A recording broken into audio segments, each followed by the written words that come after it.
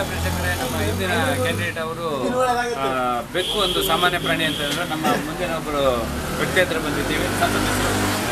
ನನ್ನ ಹೆಸರು ಮಣಿದಾಸ್ ಅಂತ ಸರ್. ಇವತ್ತಿನ ಕಾನ್ಸೆಪ್ಟ್ ಬೆಕ್ಕು ಒಂದು ಶುಭ ಶಕುನ ಅಥವಾ ಅಪಶಕುನ ಅಂತ ನೀವೇನು ಹೇಳ್ತೀರಾ?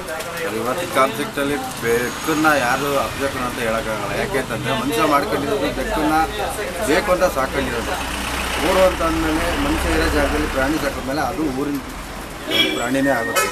ಈಗ ಅದು ಹಠ ಬಂತು ಅಶುಭ ಅಂತ ಹೇಳೋಕ್ಕೆ, ಅದು ಕಾಡಲ್ಲಿದ್ದರೆ ಅವ್ರು ನಮ್ಮನ್ನು ಅಶುಭ ಅಂತ ಹೇಳ್ತಾರೆ. ಇವ್ರು ಯಾಕೆ ಬಂದಪ್ಪ ನಮ್ಮ ಕಾಡು ಹಾಳು ಮಾಡೋಕ್ಕೆ ಅಂತ ಅವ್ರು ತಿಳ್ಕೊಳ್ತಾರೆ. ಬಟ್ ನಾವು ಯೂಸ್ ಆಗುತ್ತೆ ಅಂತ ನಾವು ಬೆಕ್ಕನ್ನು ನಾವು ಸಾಕೊಂಡಿರೋದಿಲ್ಲ. ನಮ್ಮ ಮನೇಲಿ ಏನಾದರೂ ಪ್ರಾಬ್ಲಮ್ ಆದ ಇಲ್ಲಿ ಏನಾದ್ರು ತೊಂದರೆ ಆದಾಗ ಯೂಸ್ ಆಗಲಿಲ್ಲ, ಅದು ಹೆಂಗೆ ಶುಭ ಆಗುತ್ತೆ ಅನ್ನೋದು. ಒಟ್ಟಿನಲ್ಲಿ ನಿಮ್ಮ ಅಭಿಪ್ರಾಯದಲ್ಲಿ ಬೆಕ್ಕು ಅನ್ನೋದು ಅದೊಂದು ಸಾಕು ಪ್ರಾಣಿ, ಅಶುಭ ಏನಲ್ಲ.